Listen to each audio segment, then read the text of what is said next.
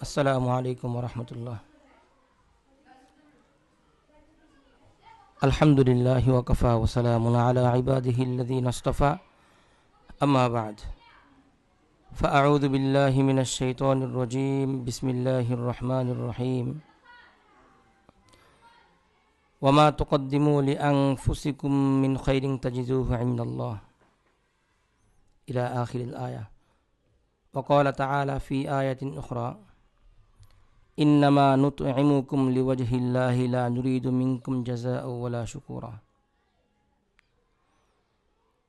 وقال رسول الله صلى الله عليه وسلم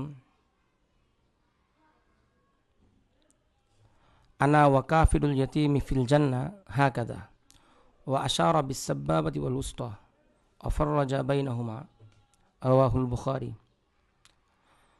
وقال النبي صلى الله عليه وسلم في حديث آخر: خير بيت في المسلمين بيت فيه يتيم يحسن إليه، إلى آخر الحديث، রওয়াহু ইবনু মাজা, 3679 নম্বর হাদিস।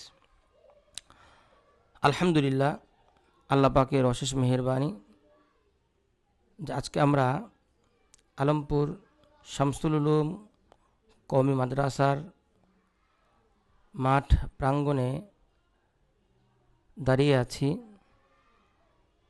এবং মাদ্রাসার বিভিন্ন ফুটেজ আপনাদের সামনে আমরা দেখাচ্ছি। সকল কিছুর প্রশংসা আল্লাহ পাক রব্বুল আলামিনের জন্য। প্রিয় উপস্থিতি, আজ আপনাদের সামনে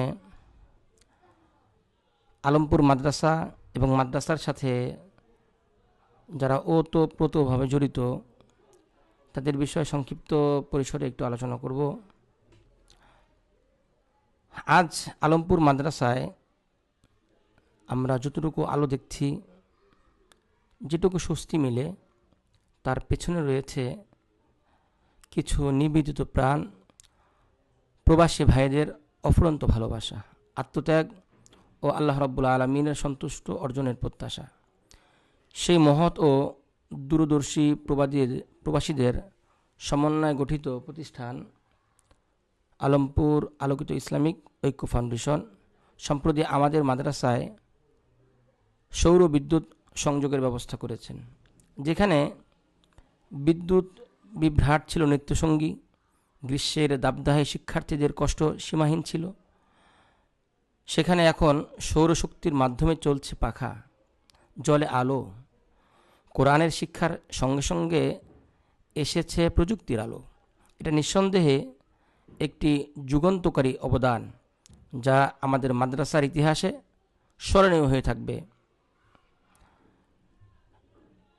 সম্মানিত উপস্থিতি, এই প্রতিষ্ঠান এই এলাকার মানুষের অফুরন্ত ভালোবাসা সিক্ত হয়ে দীর্ঘদিন যাবৎ দ্বীনি খিদমতের আঞ্জাম দিয়ে আসছে। সদ্য আমাদের এই ফাউন্ডেশনের পক্ষ থেকে এই মাদ্রাসা এবং এই মাদ্রাসার যে সমাজ রয়েছে, আশেপাশে গ্রাম রয়েছে, তাদেরকে তারা বিভিন্নভাবে উপকার করে আসছে। এই প্রতিষ্ঠান এই ফাউন্ডেশনের কাছে ঋণী হয়ে থাকবে। এই ফাউন্ডেশন শুধু অর্থ দিয়ে নয়, ভালোবাসা দিয়ে কাজ প্রদান করেন। প্রবাসে থেকেও তারা তাদের এলাকার দ্বীনি শিক্ষা প্রতিষ্ঠান ও ধর্মীয় উন্নয়নের প্রতি যে মমত্ববোধ দেখিয়েছেন তা সত্যি প্রশংসনীয়। আল্লাহ তাআলা তাদের এই সাদাকাকে জারিয়া হিসাবে কবুল করুক। সম্মানিত উপস্থিতি, আপনাদের সামনে আমি পবিত্র কালামুল্লাহ শরীফ থেকে একটি আয়াতে কারিমা তেলাওয়াত করেছিলাম। এই আয়াতে কারিমায় আল্লাহ পাক রব্বুল আলামিন বলেন, তোমরা তোমাদের কল্যাণের জন্য যা কিছু সামনে অর্থাৎ কিয়ামতের জন্য আখিরাতে তোমরা প্রেরণ করো তা তোমরা পাবা, আর তোমরা যা কিছু করেছো সব তো আল্লাহ পাকের সন্তুষ্টির জন্য। রাসূল করিম সাল্লাল্লাহু আলাইহি ওয়াসাল্লাম এতিমদের সহযোগিতার ব্যাপারে বলেন, কোনো ব্যক্তি যদি এতিমকে সহযোগিতা করে, তার ব্যাপারে আমি রাসূল বলছি, আমি এবং এতিমকে যারা সহযোগিতা করে তারা জান্নাতে এইভাবে থাকবে। এই বলে রাসূল করিম সাল্লাল্লাহু আলাইহি ওয়াসাল্লাম তার 2 আঙ্গুল শাহাদাত এবং মধ্যমা আঙ্গুলকে সম্প্রসারিত করেন। বুখারীর বর্ণনায় আসছে। এছাড়াও ইবনে মাজার হাদিসের মধ্যে আসছে, নবী করিম সাল্লাল্লাহু আলাইহি সাল্লাম বলেন, মুসলমানদের যে ঘরে কোনো এতিম থাকে আর সেই এতিমকে উত্তমভাবে লালন পালন করে, তার ব্যাপারে যত্ন নেয়, রাসূল করিম সাল্লাল্লাহু আলাইহি ওয়াসাল্লাম বলেন তাদের গুনাহ মাফ করে দেওয়া হয়।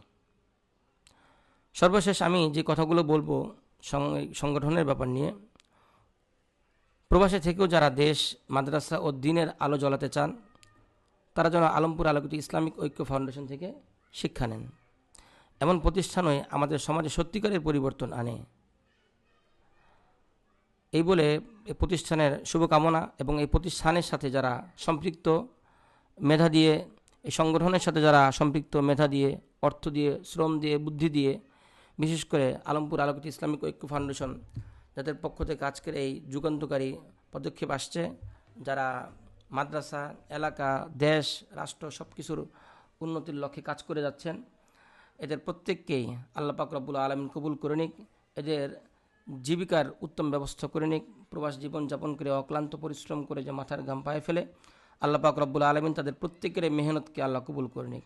তাদের মধ্য থেকে যারা গত হয়ে গেছে, তাদের আত্মীয় স্বজনদের থেকে যারা গত হয়ে গেছে, আল্লাহ প্রত্যেককে মাফ করে জান্নাতুল ফিরদাউসের বাসিন্দা বানিয়ে দিক।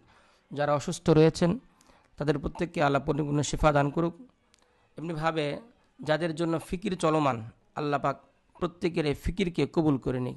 এই বলে আজকের এই সংক্ষিপ্ত ভিডিও লাইভ অনুষ্ঠান শেষ করছি। আমিন ওয়া আখির দাওয়ানা আলহামদুলিল্লাহি রাব্বিল আলামিন।